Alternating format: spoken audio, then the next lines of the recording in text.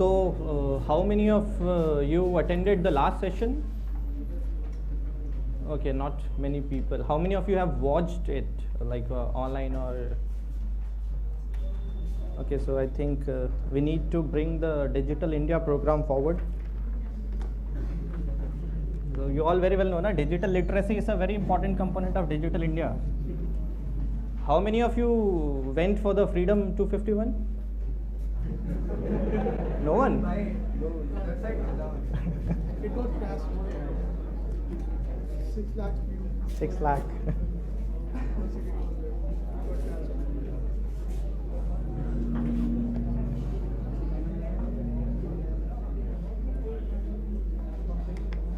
Okay, so what I will do then, because there is not much content in the January part, maybe initial 5 minutes, I think how to read newspaper, etc. is, I think already a lot of experts have talked about it. I will just talk about the polity aspect. Whenever you see any current issue, just find the constitutional principles, get the debate, and be done with it. Currently, today, maybe out of I think 24 topics, we will discuss 4 or 5 topics in detail, from which are important from mains and interview perspective. Especially the first topic, Lodha Committee recommendations, because I assume that a lot of you must have written in your dev cricket as a hobby. So whenever you write cricket, everything falls in place. So from the glamour to the money associated with cricket. Other than that, we will talk about road safety, Election Commission of India, open book examination, some of the government schemes, and at last we will be completing by talking about Planning Commission, Niti Aayog and NDC, etc. So do I need to revisit like how to read the polity section, or should I continue with this? I think I should continue with the current affairs. Okay. So I think this is already done. Okay, so let's start with BCCI.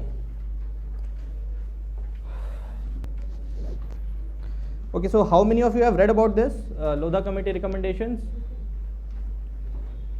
Okay, so what is BCCI like? Is it a government body? Is it a private body? Private body or a society? It's a society. Okay, so do we have a like national team? Okay.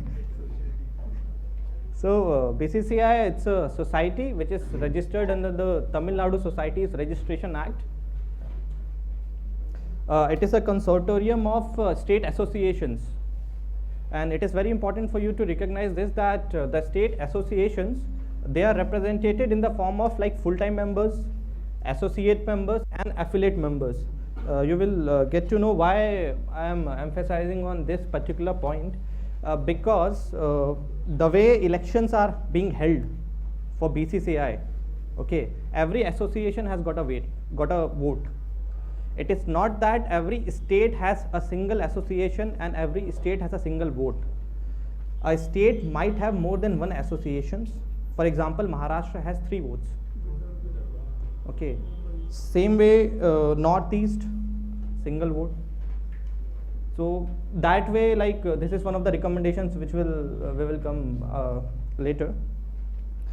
So I think you all very well know that why the Lodha Committee was formed. There was issue with respect to betting and managing the sports. So after that, IPL scandal happened, and then the Supreme Court formed a committee under the chairmanship of Justice Lodha. So I think in January only, Justice Lodha gave a report, and if you are reading the newspaper, then yesterday you might have read this, that the Supreme Court has asked the BCCI to fall in line, that is implement those recommendations, and if not, then we will see what we can do.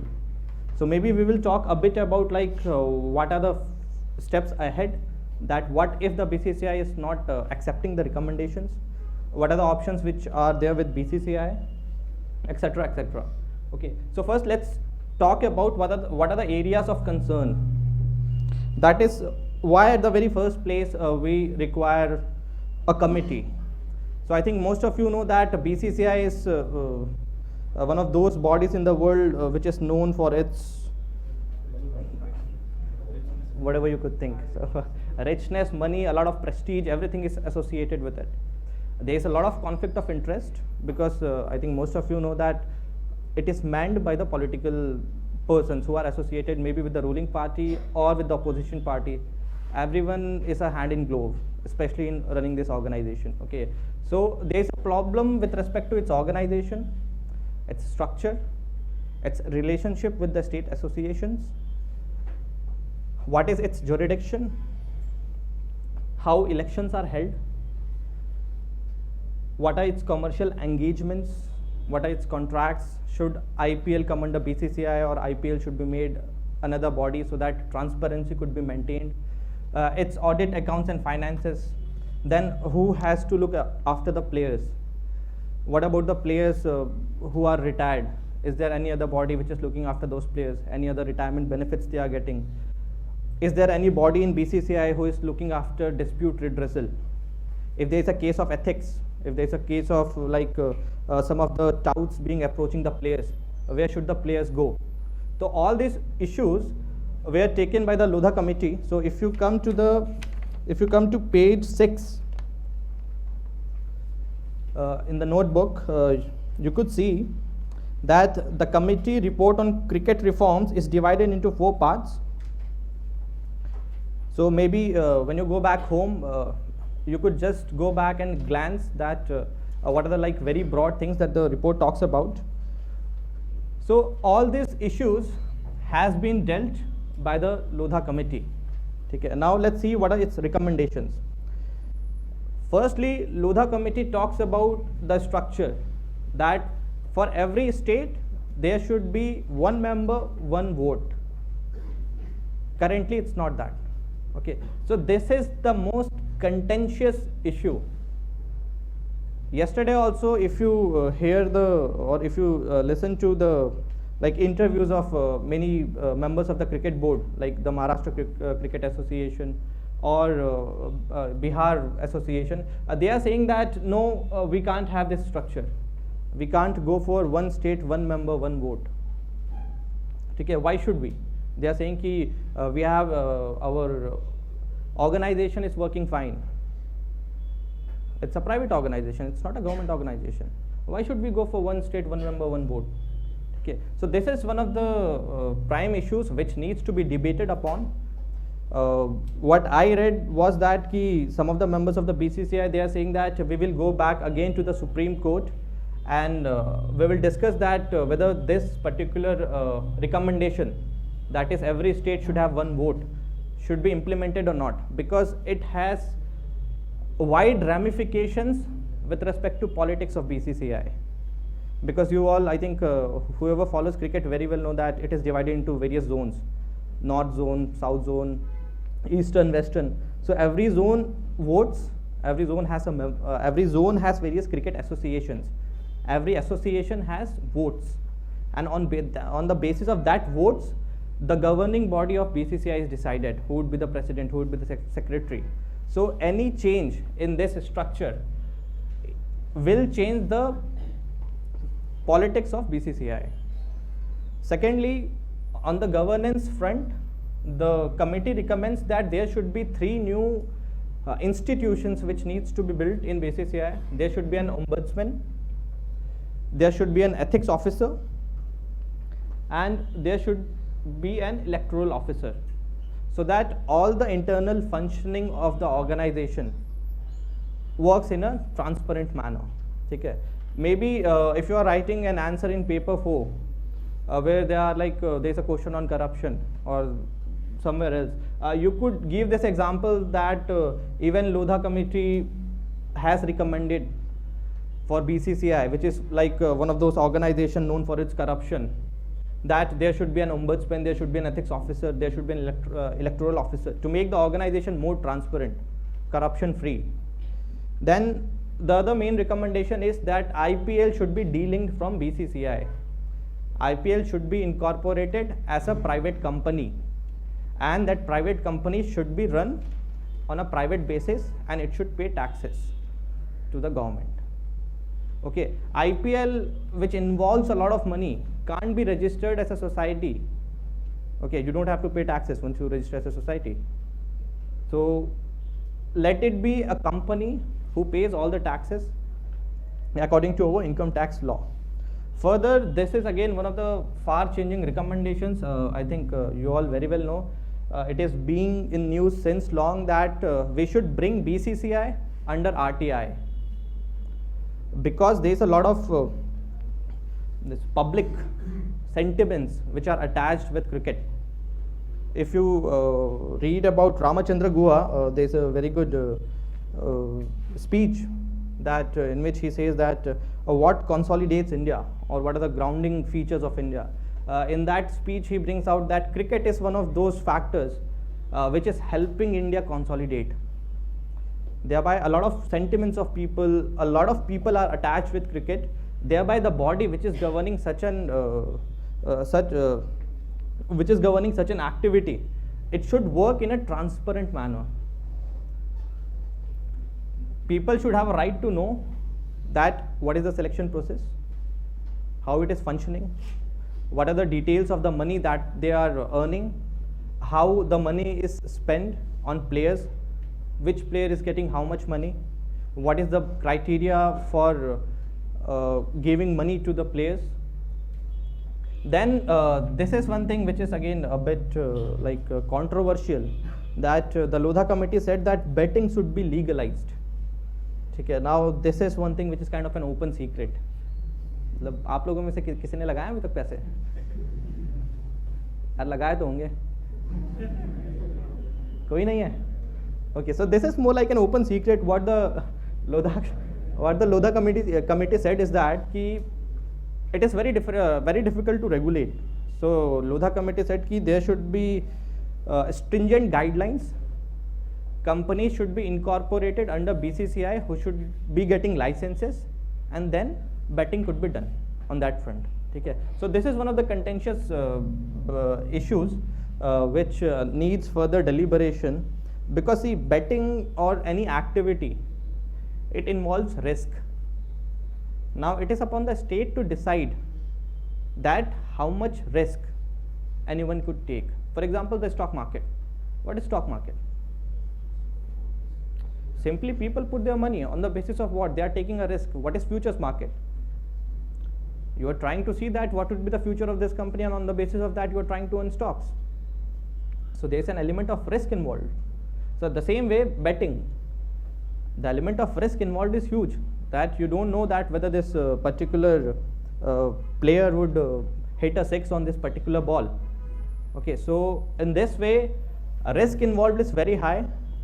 So it is for the government to further go and deliberate that whether it should be allowed or not.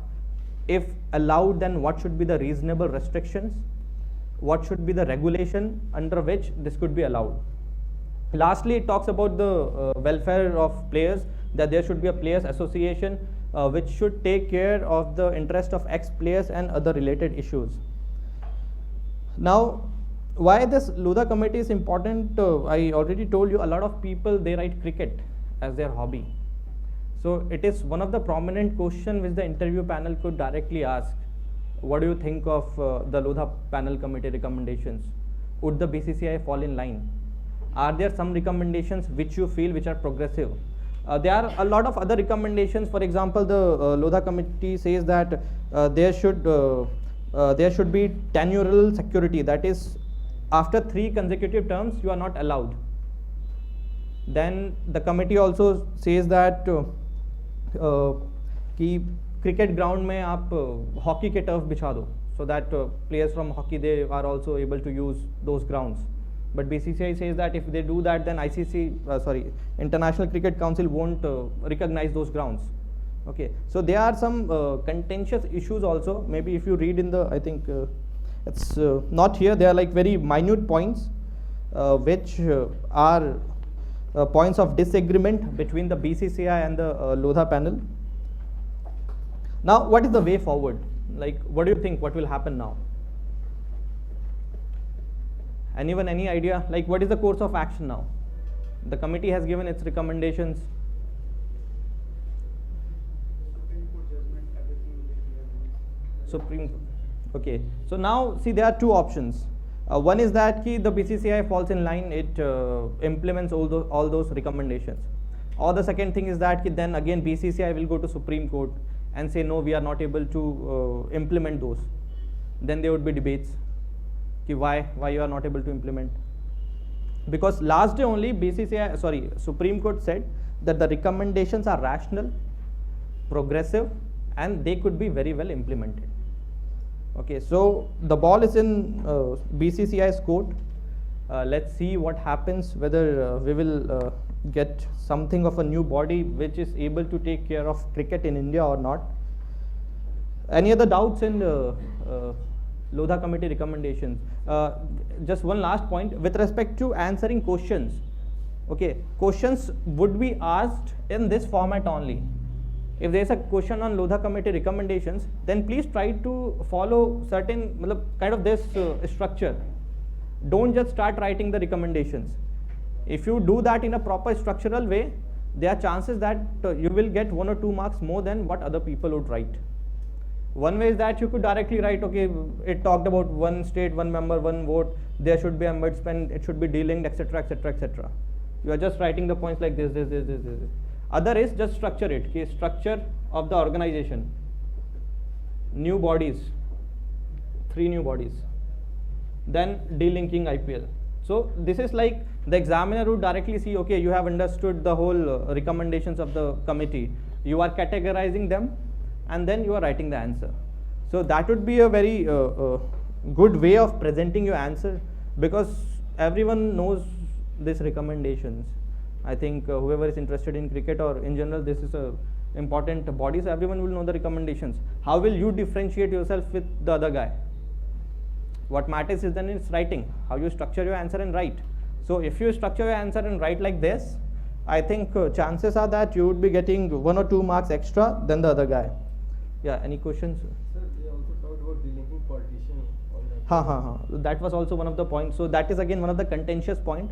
What Lodha committee said is that politicians or people who have some power, some authority, maybe in the government or in the opposition, they should not be appointed as members of the body.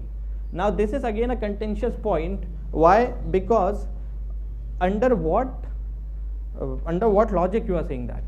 Just because that you think that they are power of position, they should be kept away from the body, then that is not an intelligible logic. Or if you are saying that politicians are prone to corruption, then obviously whatever other member, they are also prone to corruption. Okay. So again, it needs to be debated that whether politicians could be associated with cricketing body or not. Because see, one thing you need to understand, what is a political party?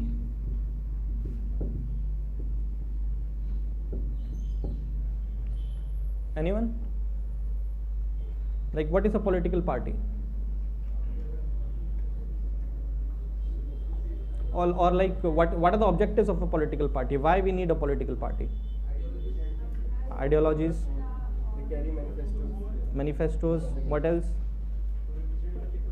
To represent the people's view. Articulation of interests.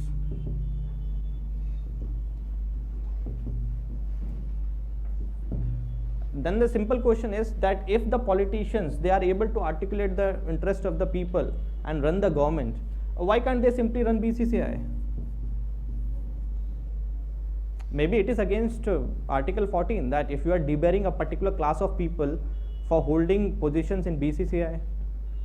Okay, so this again is a contentious issue which needs to be debated upon, that under what logic you are debarring the political people out from the BCCI. One thing is conflict of interest. One thing you could say is that since there is a lot of overlap between the governing body of cricket and the ruling party, so that could be one, but I still don't know. Maybe some days down the line, when there are editorials or when the debate would be there in the Supreme Court on these recommendations, then we would be able to appreciate that what is the logic behind which the committee recommended this and whether BCCI could follow up on it or not. So when the BCCI was formed initially, 1928, if I remember correct. so from that onwards only the, I mean, it is being managed by the private body. Yes. It is registered under this Societies Registration Act, Tamil Nadu, 1860, I think, if I am correct. Yeah. See, what happens is that on the basis of elections, okay, you are selecting the governing body. Like this is BCCI. All members of the BCCI, they are elected by the state associations. Okay, every state has 3 kind of members: full-time member, associate, and I think third is assistant or what, affiliate. So they have got a vote. Firstly, in states, they vote. Let's say state there are 100 people, they will vote their own secretary.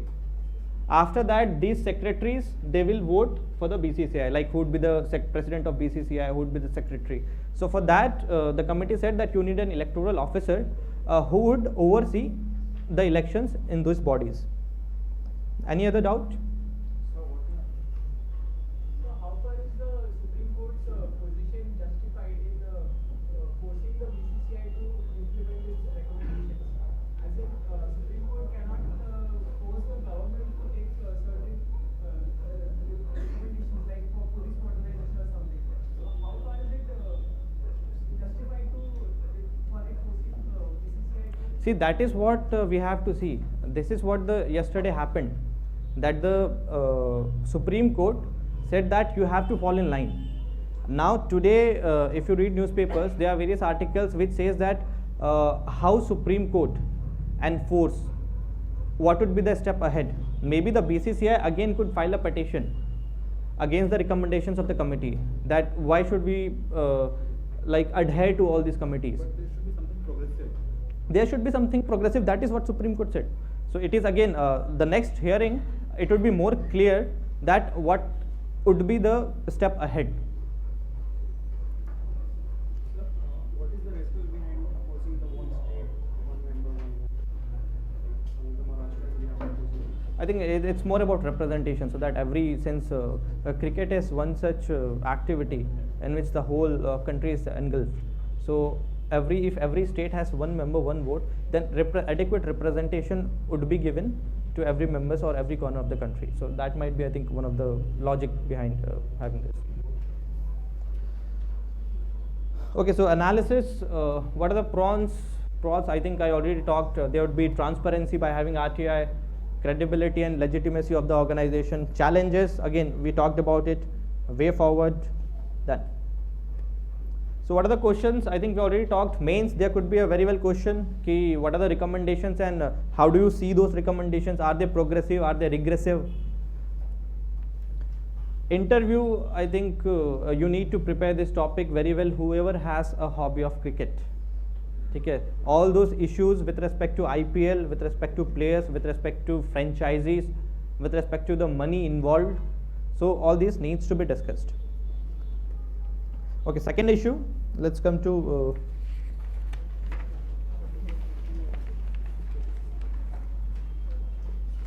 road safety and associated issues. See, why I have put this picture on is that the government is bringing a new bill, Transport and Road Safety Bill 2015. So like whenever you see that there is a new bill, always go back and try to ask that why do we require it? There should be some logic behind it. So if we see the road safety scenario in India, I think you all very well know what happens. So road accident, number of cases, number of people that die is huge if you see with respect to India. So there are 381 deaths per day. There are like 1300 people which are getting injured. In urban areas, it is more. Accidents which are caused by potholes, I think you must have looked a lot of these in Delhi. Do you find any change after the AAP government? कि और गड्ढे हो गए? Okay, so these are the issues. Thereby, the government is trying to move a new bill, Transport and Road Safety Bill 2015. So now, like very simple thing, ki, let's say there's a question in the exam and you don't know what to do. You have not read about it. You are not able to remember or recall what is in Transport and Road Safety Bill. Okay. So one way is just think logical and write the answer. Everything would be there. So see the salient features: technology, funding. There should be a separate authority which should deal with it. There should be regulation. There should be coordination. There should be road safety and management. There should be penalties. So there's nothing new. Everyone knows every point. So like my whole purpose of telling this was this only, that whenever like you feel there is a new bill, you are not able to answer. Like last time there were questions on two bills, arbitration and reconciliation bill, and second was on whistleblower. Okay, so it was the same. Just think a bit logically, maybe write in the same way 4 points, write about its structure. Always there would be a new authority. So just write, okay, the bill proposed an authority. And why would we require an authority? For coordination, accountability, transparency. And whenever there is something technical, so always write we need standards. So the new authority will bring standards. Standardization would be done. So I think it is very well given in the notes too. You could read about all these salient features, that we would have world-class technology, we would have separate fundings, then we should have a new authority, we should have a unified regulation throughout India. For licensing, we should have I think unified driver licensing system. The bill proposes a simple, transparent, single window driving license system that is based on biometric to avoid duplication. So tell me, how many of you have to give a bribe to get your driving license? Okay, so what do you think after this new bill? More bribing. Okay, so a unified vehicle registration system, traffic management on scientific lines. Then there are some good points like public passenger transport, it talks about. I think most of the recommendations you all know. If you just give it a read, you would be able to understand. See the questions which are given. What ails India's road transport economy? Suggest measures of remedy. So see, this is like road safety. Whenever there is a question in like paper 3, there is a separate subtopic roads. Okay, so whenever you are writing anything on roads, in last 1 or 2 points you could talk about road safety. It's very difficult that you will get a direct question of 12.5 marks on road. Okay, it's road safety, sorry, it's difficult. But whenever you talk about road as a whole sector, there you could broadly talk about road safety, and we need a regulator who could coordinate all the efforts across the center and states. Moving next, this is one thing which the government did good, black spots in road safety. So what is black spots? A lot of you might be knowing. Spots which are black. Blank spot. Okay, so whoever passes by this highway, this Noida one, so Yamuna Expressway, so there are a lot of accidents. Whoever has passed, there is a very sharp turn. Okay, so the objective of the government is to find such black spots, okay, where the where number of crashes is very high, and where like you don't know who is coming from this side and you just blank turns. Okay, so this you could write as a bhagidari system, or as one one way in which people are coming forward in the process of governance. Why? Because here what you could do is that the government has made a dedicated website for identification, and you could go, maybe upload a picture or write that this particular blank spot in this area or this particular sharp turn in this area is a place which could be termed as a black spot, and it could be recognized by the government, so that adequate steps are taken. Now what could be the adequate steps? If you see the science behind it, तो आप लोगों ने देखा होगा कि जो road होता है ना, जो शार्प टर्न होता है वो tilted होता है. Okay, so I won't go into the mechanics of it, but that is not simply followed in India in most of the places. So at least if this particular standardization is followed, कि वो ऐसे करके ऐसे tilted होता है, so that when your car passes by, the forces are balanced and there is very less chances of toppling. Okay, so such standards need to be made in these black spots. Further, what you could do is that you could have signboards, or you could have breakers which could reduce your speed. Okay, so this is a welcome step forward. At least something will happen. Further, the government is talking about having a dedicated funding provision with respect to identification and doing something about it. See, such small points when you write, this will add some novelty to your answer, because you would never think that such important point could be written in an answer on governance, where public participation could be used to identify a problem, and then the government is proactive in tackling it.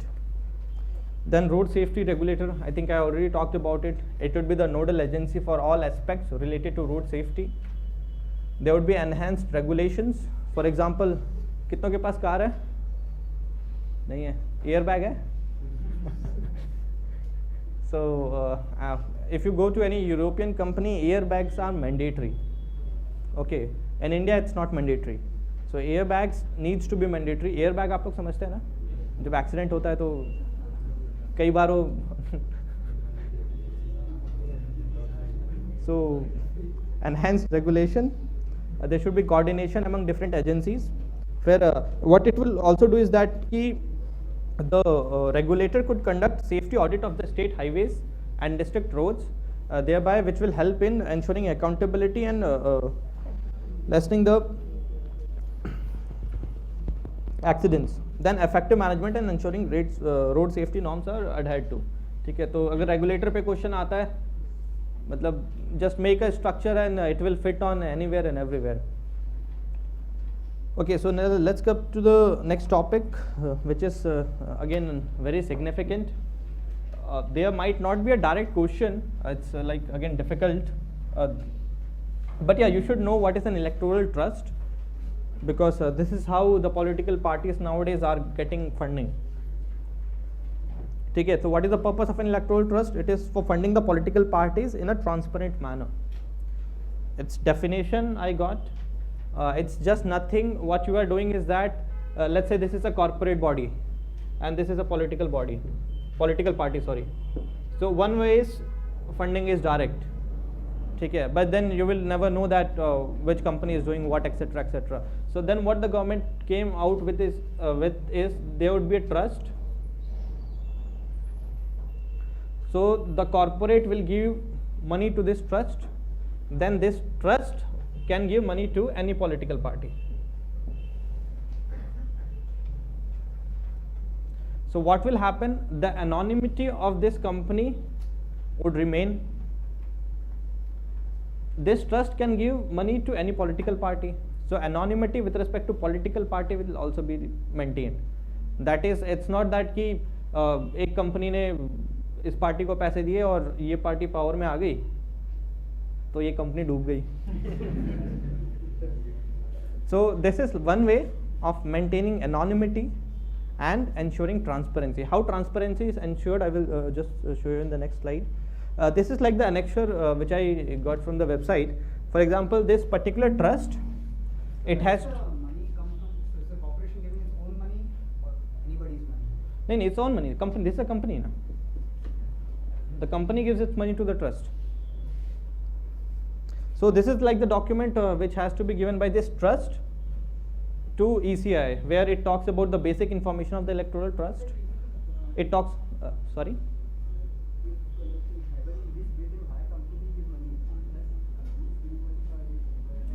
For? They want return gifts. So that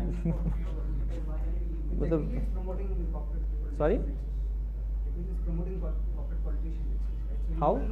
You wouldn't know tomorrow if a government scheme is designed to particularly affect a So that you never know, no? Matlab, that is like an open secret ki which company is driving the government. I think that you very well know it. You know that when substantial amount of funding is coming from corporations, you know that there is certain. No, see. If you go through the, there's a lot of electoral trust which you could see. Example of corporate trust: Bharatiya Socialist Republican Electoral Trust, Bajaj Electoral Trust, People's Electoral Trust, which is of Reliance Industries,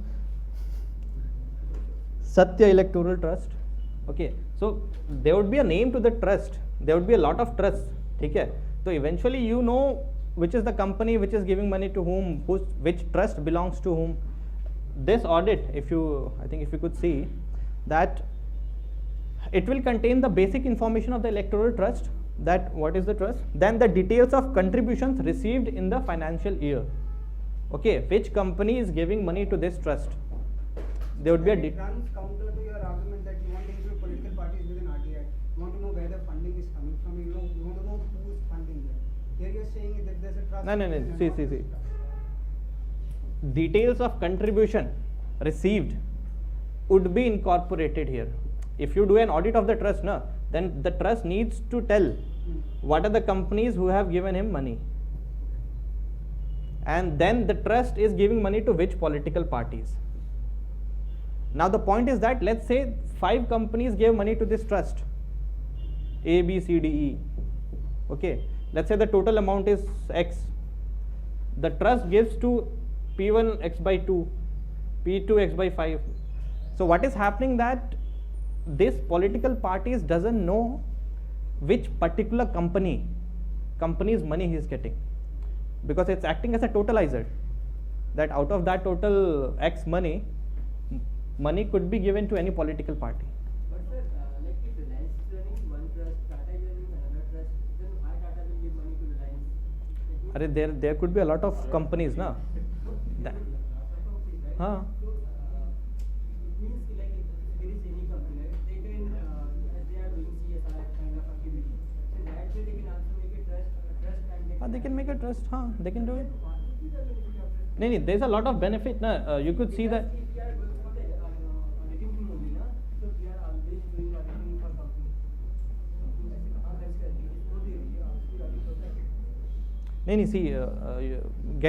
Try to get this point. One way is that the company gives directly to the political party.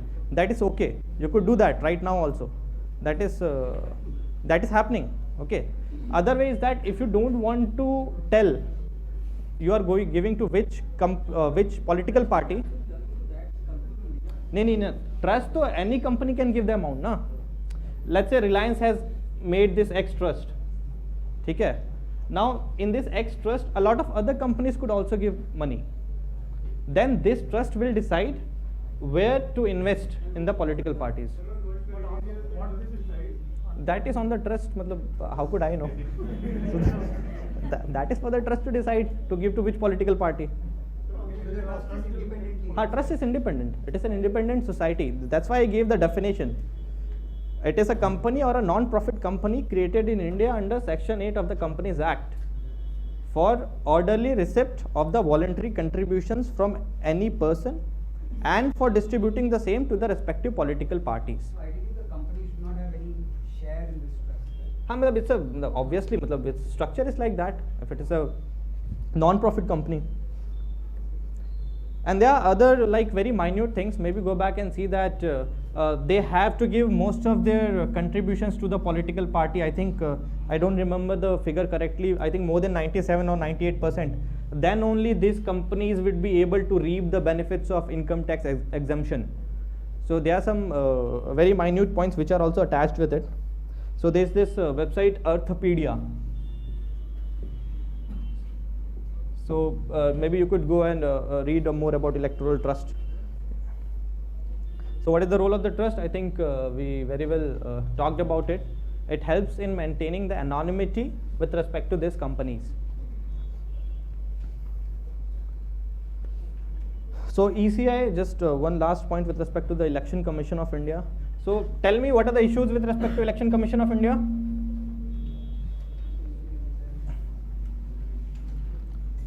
I think every alternate year there is a question on Election Commission of India in prelims. So tell me the issues. What are the issues with respect to Election Commission of India? Expenditure is not charged. Expenditure is not charged. Expenditure, that is financial autonomy. Any other issue? They are not barred from taking any further jobs. Not barred. No good. Any other issue? Political autonomy. No? Political autonomy also. No political autonomy. Why?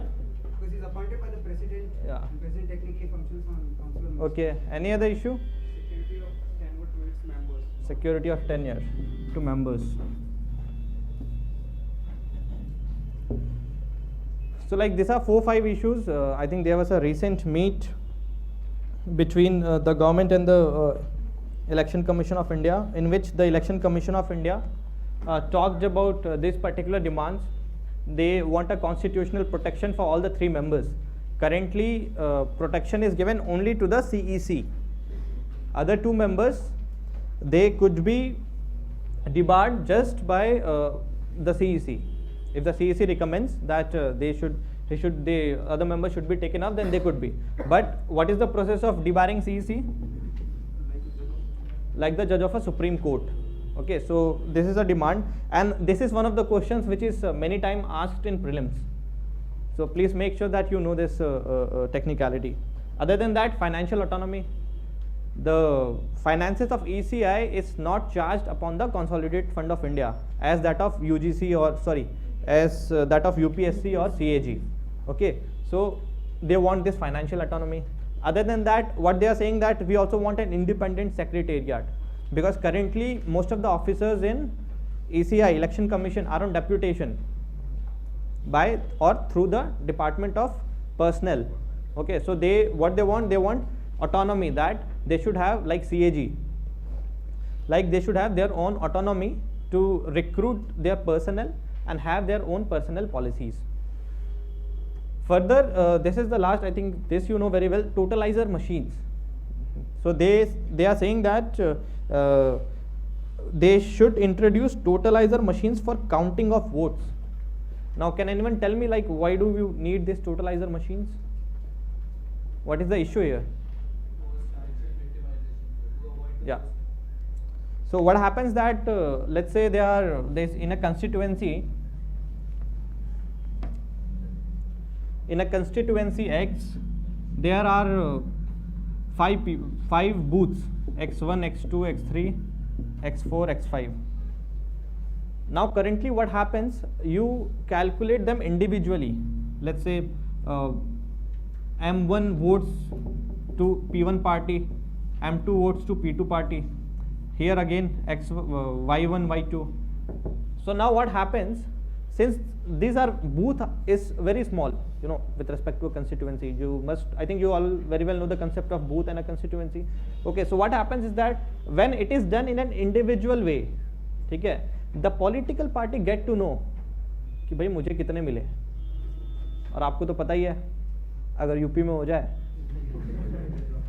तो वो so that is why election commission is saying that what they should do is that they will count all these 5 in single, मतलब पांचों machine को एक साथ लगा देंगे और whatever technique they adopt, so that people don't get to know this individual votes that has been polled in this particular booth. So it will help in stopping the victimization of people of that particular booth. Thereby election commission is talking about introduction of totalizer machines. Okay, moving forward, नई मंजिल. So आजकल सारे acronyms याद हैं? Tell me what is this?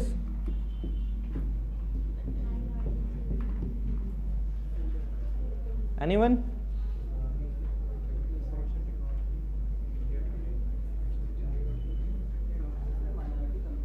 Sorry? No, I'm just asking about this acronym. Anyone knows? Okay. Information technology plus what is this? India Today.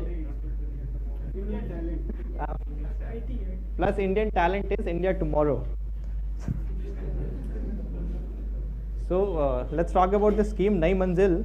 So just some broad points. Let's say if there's a question in paper 2 where you have to talk about weaker sections of the society, you could, in a very passing reference, you could talk about the scheme Nai Manzil scheme. Nothing much, just a scheme to help the minority community complete their educational qualifications and improve their employment opportunities. I think it is news because World Bank gave some money to them. I think $50 million World Bank gave to them. So what are its salient features? Again, whatever you can think of any livelihood or educational based schemes. Age group 17 to 35, they would provide bridge courses to the trainees and get them certificates for class 12th and 10th through distance medium educational system.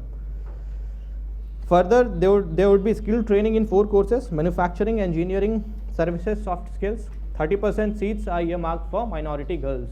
Okay. So always just try to know this 3-4 salient features, and then don't try to mug up all the schemes and all the salient features, because I think our mind has limited capacity. I don't know about yours, I know about mine. So just try to get these 3 more basic features that would be same in every scheme. Moving forward, one other thing that the new government is talking about, it's very important: open book examination. So how many of you are in favor of open book examination? No one is favor. Why? You just have to open the book and write. It's more difficult. It's more. Okay, so the current government, the center has urged state level and central board schools to consider open text based assessment system after the recommendation of 8-member committee. Okay, now I think most of you know what are the positives of an open book examination, what are its bottlenecks, and what is its conclusion. One point which is important here is that under the policy under RTE, currently what we are talking about continuous assessment system. How many of you have heard about it? Comprehensive and continuous assessment system. CCTS, I think this is what it is known. So under this comprehensive and continuous assessment system, open book examination would be a step ahead. Okay, in moving from just a single examination in a year, we have moved now to continuous and comprehensive assessment system, which is a part of the no detention policy. How many of you have heard about this? There's a recent, maybe go back and see, there's a recent committee for this no detention policy. Devnani committee report has come. So, sorry? Devnani committee report. So maybe go back and see whoever is preparing for the interview, if he has some background in education sector, then on no detention policy there could be a question or analytical question which could be asked. The center or the states, they are talking about that there should be no detention policy, matlab scrapping of no detention policy, because as per the ASER report, I think most of you know the ASER report which tends to come, it is saying that the learning outcomes of 8th standard, they are not able to read 3rd and 4th standard books, and they are not able to do arithmetics. So they are saying that this no detention policy is one of the reasons for that. But then there are other arguments too, that people are saying कि यार बच्चे तो छोटे से प्यारे प्यारे होते हैं, उनको कुछ भी पढ़ा दो. The गलती teachers की है कि the teachers, they are not able to teach. So first train the teachers and then talk about kids that they are not able to learn. So there are various points on both sides. Maybe go and prepare this topic. Open book examination. I think, should I discuss this, or I think most of you know about it?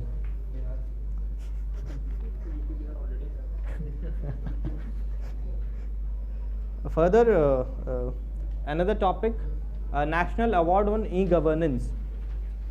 I am just putting a slide because whenever in paper 2 you get a question on e-governance or etc., you could just write this qualifier that this time the EPFO, they got a award for national e-governance because of whatever they have done. So they have, I think, came up with a universal account number which is portable, that if you change your company, that would be a unique number which is associated with every employee, and whenever you change the company, the number remains the same, and your provident fund would continue. So I think because of this they got this award, and this type of information you could always use in writing your paper 2 answers. That is why this is important. Other than that, not much use. I think all of you very well know what is EPFO, what is provident fund, and schemes related to this. Also, just one last point, maybe go back and try to find out the difference between EPFO and National Pension System. What is the debate here? There is a debate that what is the return you get on EPFO, what is the return you get from NPS. So maybe go back and say this. This is moving to next. This is a new project by the government of India named Kilkari project. Okay, so this is something good. This you could write in your essay. You could write anywhere in paper 1 and paper 2. Wherever like health issues are involved, wherever malnutrition is involved, hunger is involved, whenever any particular health issue, IMR की कभी हम बात करें, MMR की बात करें, so you could say that this is a welcome step by the government of India, and this is somewhere where you are using the digital India, or you are using e-literacy campaigns, or the digital infrastructure that is created for promotion of a social goal. Okay, so what is this scheme all about? Nothing, just very simple. Ki what they are doing, they are giving or providing mobile voice message service. And one very important point about this scheme is that the language. The messages would be provided in the local language. See, this is one of the most important impediment with respect to ground-based delivery of schemes, because here though, like we all talk in English, that is very good, but let's go to Chhattisgarh, a very remote village in Sukma. So whatever pamphlets you have, they won't understand. There is no point. Most of the internet is based on English. So if let's say you build the digital infrastructure, okay, there's like a very fancy internet hub in Sukma. What is the use of it? Because the local people won't be able to use it. They don't know the English language. So it is very important that local language should be used. So here in phase 1, scheme will be launched in Hindi, Odia, and hopefully Santhali and Chota Nagpuri. See, this kind of answers, if whoever is preparing for the interview, you need, if you can, then I think the interviewer would be very happy, because here you are talking about the ground realities, practical realities. भाई plan तो हमेशा बनता है, ground level पे implement नहीं होता. तो implement क्यों नहीं होता? क्योंकि इस टाइप की दिक्कत आती है कि people are not able to learn the language. Thereby, if you go back and see in the Digital India campaign, there is a very important component of digital literacy. Without this digital literacy, the other two campaigns, that is infrastructure and providing e-governance services to the citizens, would be of no use. So what they are doing, they are taking the database from mother and child tracking system. There would be 72 free audio messages which would be delivered to the mother in the local language, and then further steps would be taken, or further monitoring would be done. Moving further, I think one of the last topics, final nail in the coffin. So planning commission was taken off, and then ab ki bar NDC. So now NDC is also gone. So let's just I will just brief in 5 minutes. What are the issues involved? See, it is very important to know that okay, planning commission is gone, okay, but what is the significance of it? Do you see any change after coming of Niti Aayog? Why? Why don't you see any change? Huh? After 2017, it would be. No, I'm talking about what is the change? The old wine in a new bottle. Old wine in a new bottle. Because see, what is the point? The point is, what was the objective or the role of planning commission? To make a plan. So planning as an activity is very relevant now also. So maybe you won't have 5-year plan, but you will have 3-year plan, you will have 10-year plan, you will have annual plans. Okay. So planning as an activity is still relevant, it will be relevant. Okay. We could talk about the nitty-gritties, that who would be the members who would be planning, how much representation would be given to the states, how many of them would be bureaucrats, how many of them would be experts from outside the body, what would be the structure of the organization. But planning as an activity still remains.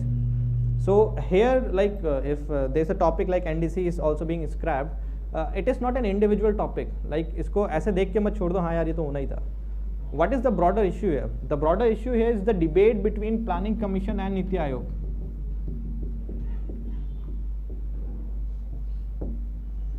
Like, what are the lessons that could be learned from Planning Commission? What were the negatives of Planning Commission? And is this new body, are they able to rectify these negatives? So I will just go through some of the positives of Planning Commission, which I feel maybe you could think about them. And there could be a question, this year there was not, but I think if you see the paper of Forest Services GS paper, there was this simple question, ki, is there any change after coming of Niti Aayog with respect to Planning Commission? Okay, so there could be a question next year. I think we have put this question in the test series too. I think last year test series, this year I don't know we will be putting or not, but yeah, see the issues actually. If, what was the role of the Planning Commission? An inclusive planning process. And currently what we are talking about in Niti Aayog, we are talking about inclusive planning process only. We are talking about representations from all sections of the society, the state should be there, etc., etc. Planning Commission was also doing the same. Facilitating and mainstreaming reform. Okay, so a lot of times it is being said that Planning Commission was bureaucratic, there was a lot of red tape, etc. Is there any change in Niti Aayog? That we have to see.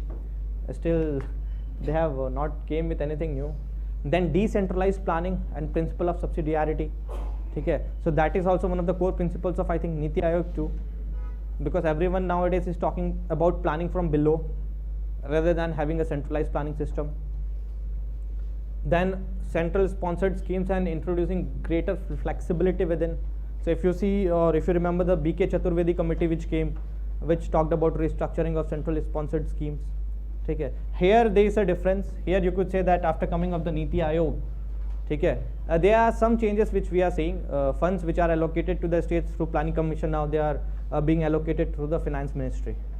Okay. So this is something which you could talk about.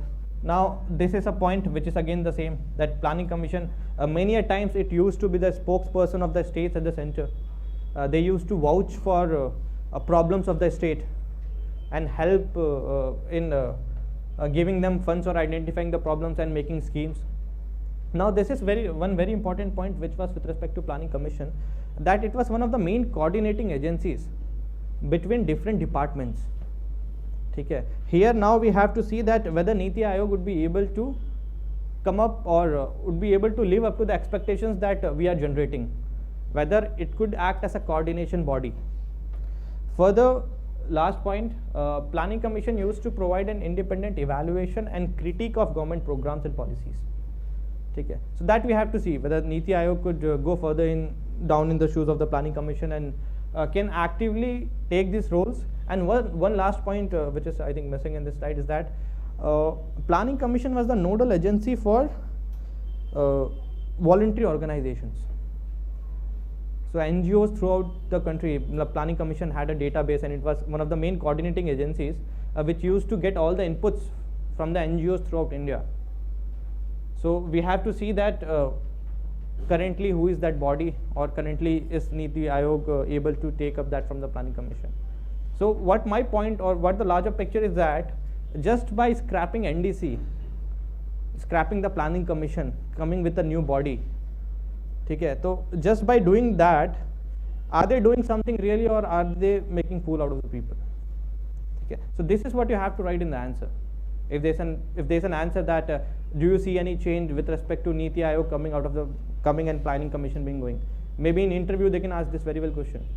So then you have to analyze this on the basis of these points only. You can't say ki sir haan naam badal gaya, the board is the same, the building is the same, that nameplate only changed. So like try to analyze topics like this, or the other way would have been you must have just read the topic ki हाँ NDC was scrapped, अच्छा ठीक है हो गया चलो चलते हैं, topic खत्म. But always try to go see the larger picture, and then I think you would be able to appreciate what is there. So any other doubt? I think that's all from my side. So my email is so you could mail me if you have any doubt. I would be standing outside for 10 minutes if anyone wants to share anything. Thank you.